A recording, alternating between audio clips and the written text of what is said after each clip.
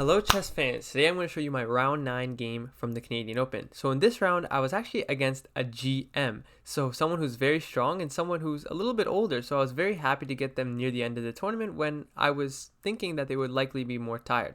So the game started off with c4 and I still continued even against a GM to do things that I really just do not know how to do, which is just try new openings and play this one c4 move. My opponent decided to go for e6, I went for knight f3, and my opponent went c5, and already I'm not going to lie, I was pretty unfamiliar with what to do.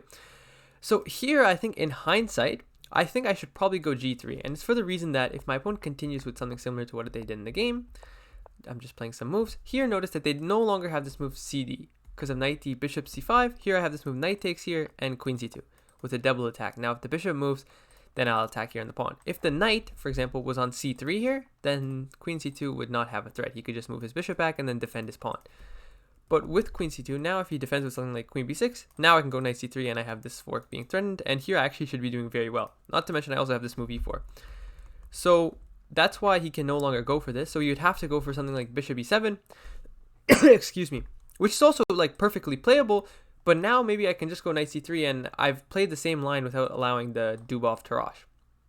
So that's a little bit deep, but we'll see what I did in the game. I went for knight c3 because I really just didn't know what to do. I was just playing natural moves. And my opponent went for d5, takes. Here I went for d4. My opponent went knight f6. And we're going to see why this makes a difference in a second. If he goes for this move knight c6, then here actually I have this line to go for here, knight a4 defending the pawn. Here they have bishop takes c5, which looks weird at first, but then after here you have this classic fork, bishop d2. And this line is considered to be pretty good for white because I just have the bishop pair and I have less space in the center, but okay, usually if the game lasts, even if I don't get checkmated, then I should be doing very well here. And white has really good win rates in the database here. So instead of that, he went knight f6.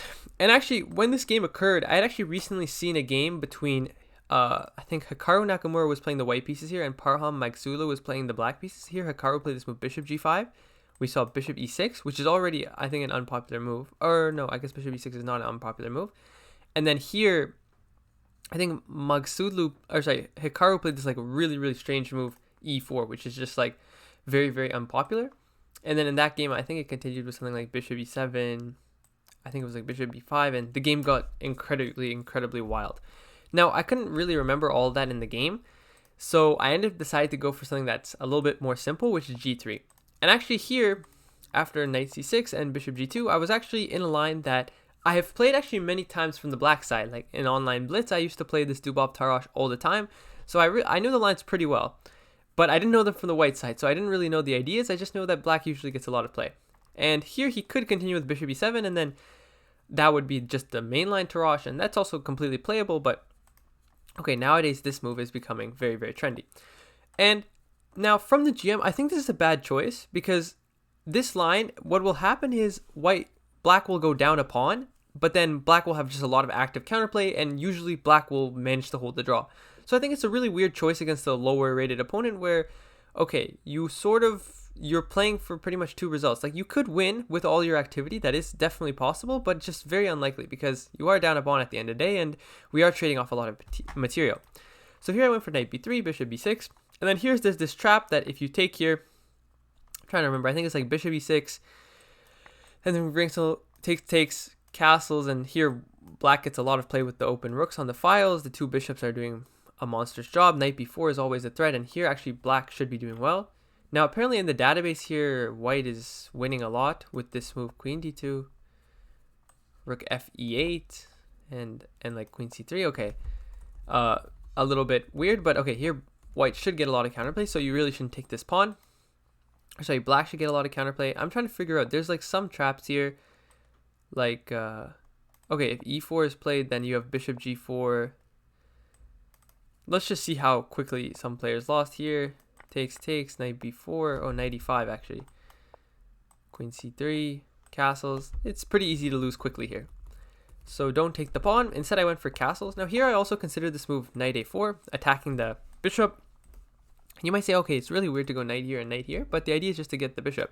And for example, after he castles, the idea is to take, and then place a knight on d4. And I had actually seen before playing this opening as black, I had seen a game between Anish Giri and Carlsen in this position, and I thought it was very interesting.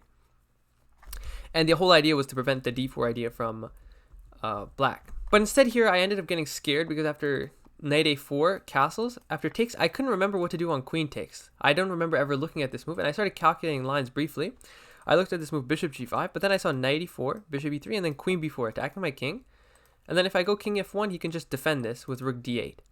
And then this looked really bad to me. So if I go like knight d2, then okay, I thought he might just be able to take here.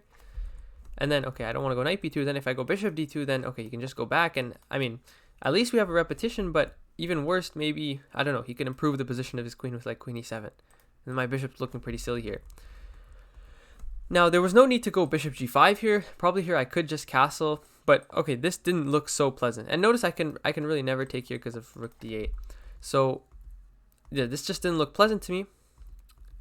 So I thought that, okay, I should castle, now provoke d4. Now if he ever takes with the queen, then at least he's going to get this doubled pawn. So here I castled, and here I could take. Again, I think I was, I guess, worried about this. But I went bishop g5 first, so that now if he takes with the queen, I can at least double his pawns. And here he decided to go for h6. So h6, the idea is to get rid of the pin. Now, at this point, I was still actually familiar with the theory, but it might not seem that way because in the game, I think I had spent like 25 minutes or something to get to this position, just because I was trying to remember all these sidelines that I had prepared as black and that I like knew the lines against as black, but I had to now play them as white. So I was still again confused, but okay, here the line as I knew it, I didn't know h6, but the line as I knew it was just inserting these moves and then playing h6. And then the line continues like this.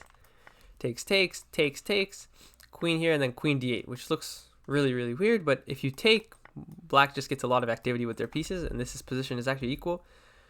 And so I knew the move was to go queen c6, attacking this pawn. After here, you can bring this to the center, and something happens, and then you can save your pawn. So this is what I sort of knew. Now, when he played h6 right away, I was just trying to think about the difference between inserting rook e8 and rook e1, and I ended up concluding that it didn't really make much of a difference. So I ended up continuing with the exact same line. Takes, takes, knight takes b3, a takes b3. Here I went takes, takes, takes. He went queen d8. And at this point, queen d8 is actually bad now. It's no longer a good move. Here he should probably go for rook d8, and then after queen takes f6, queen takes f6. Like, this position is not even very good for white, despite the doubled pawns and being up a pawn. Like, black just has crazy activity here, which is maybe something about the engines, which is that they're able to see these positions where, okay, black is a lot more active, yes, and their structure is good, but yeah, it seems really hard to believe that black is equal here, despite their pawn structure being bad and being down a pawn. So it's an opening. I recommend that if you do not like being down a pawn, I recommend playing this as black, because then you'll learn how to get some active compensation. Excuse me. Okay, so you went queen d8, which I think he thought that he thought he was in the rook e8, rook e1 line. And okay, this is a GM, so I just kind of assumed this was the same position, and I ended up thinking for like 5 minutes here and then playing queen c3, which I knew was pretty much the move. But here I actually have another option now. I can go rook fd1. And now the rook is no longer like this pawn on, if I did this with the rook on e1 and rook on e8, then the pawn on e2 would eventually hang. But here the pawn on e2 doesn't hang, and for example, I can just trade queens and trade rooks and then go king f1, and here I should just be in a endgame that's I'm up a pawn in. A rook endgame, so this should probably still be a draw. Something like this might happen. It should probably still be a draw, but okay, I can only push here. That would be if I wanted to play without risk, which I probably would have done. But if I wanted to play like for a win with a little bit less risk, I could try to go here, attacking this pawn, and then, for example, he go queen c7, and I can never really take here because he can just take here, and I lose the e2 pawn. So yeah, it would still be a game. But instead of that, I played queen c3 pretty quickly, and now this is just an inaccuracy because it gives him time to play c5. And yeah, here now I went rook e1, but now he didn't commit to rook e8, which, okay, admittedly rook e8 might have been a useless move then. Okay, so I went rook d2, defending my pawn. He went rook a4, which is a very, very strong move, preparing to bring this rook here sometimes, also preparing this, also preparing the rook to lift across this file. I'd actually never seen this idea before, but it is very strong, and it's the engine's favorite move. Here I went for a3, which is the only logical move. Like, I want to get my rook to d1 or rook to e1 or rook in the center, so this pawn would hang, so okay, I go a3. It's pretty much like an only human move. Like, apparently you can go knight c1, queen c2, rook a d1, a3, f3, but a3 seems like the most natural human move. He went h5. Here I went rook a d1, continuing with my plan. Now preventing bishop b7 because of rook d7. He went h4. I go knight c1. My whole idea to bring the knight to the king side now. He took. And now he went bishop e7, which is a huge blunder because it just allows this move, rook d7. And now at first it looks like, okay, don't you just have a fork? Now his idea was to go queen e4, threatening a mate. And okay, my only move here is f3. And now his idea was to go queen g6. Idea being now if I take, then I think he just mates me after rook h4. And I have no way to stop mate. So instead of that, I went queen e5, defending this and also threatening, like also just getting my queen to an active position, maybe threatening some ideas like this. He went bishop c6, and here I did something that is a little bit shameful. I think here my opponent was actually already pretty low on time. And I know my opponent's a GM. I know they definitely want to win. If they don't win, they're going to lose a lot of rating. Like, I think they're going to lose, like, I think I gained, like, 9 from this, or 7, or something like that. I gained 7 rating points. So they're going to lose a lot of rating points if they don't win this. So they have to try and win. And I went rook d6, attacking the queen. And, okay, here, for example, I should go this rook to d6. Now, what I was worried about is, I think I was worried about takes here, and queen d5 looks like it's a fork, but then rook f7, I didn't clearly see this position. Now here I have knight d3 threatening knight e5 with this fork, but then he has here, I go here, and now this pawn is hanging. The only way to defend is here, and then I have this ridiculous tactic here, because if takes, I have this fork. So a lot of ridiculous tactics that I didn't even see, but I just went here, and then he goes queen c2, and then I go here, and the queen doesn't have anywhere to go except for g6, and then I go rook d6. And now you might be thinking, wait, is this how the game ended? And after here, rook d2, it's not. He went queen h7. And queen h7 is a triple question mark move. It is one of, like, the biggest blunders I think I've ever seen a GM make. Like, this is an incredibly huge blunder. I mean, we've probably seen GMs make even bigger blunders than this in classical, but okay, against me, this has actually never happened before. A GM has never made this bad of a move. So this is, yeah, just a triple question mark move. So see if you can find the winning move for white. I actually played the first move, and the first move is not that difficult. Okay, so pretend there's a pawn here. What do you want to do? You want to back rank mate. So rook d8. He thought for like 20 minutes here and played rook a8. And I just was wondering what he was thinking of, because that seems like the only move. And then here is one of my most maybe embarrassing. Now, I did blunder mate in 4 in one of the games, but in one of the games against 1900. But in this game, okay, I'm against a GM, and here you have a winning move. I think it's just, you need to resign after this as black. Like, the game is just completely over after my next move. I think my opponent was probably thinking about resigning. And yeah, this would have been like amazing if I found this move, but alas, I didn't. So pause the video, seeing the move I can find. Like, I think people were walking by my board, they just saw it instantly that it wins. Now here you have queen e7. The idea being you're defending the rook. Now, for example, if he takes and takes, okay, it's a back rank mate. Or okay, it's not yet, then mate. So it's a back rank mate. So okay, he can't take. So what else does he do? Let's see.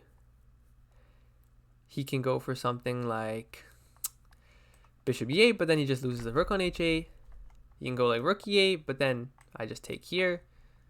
And then after takes here, again, it's the same mate. And if he takes with the bishop, then I mate him here.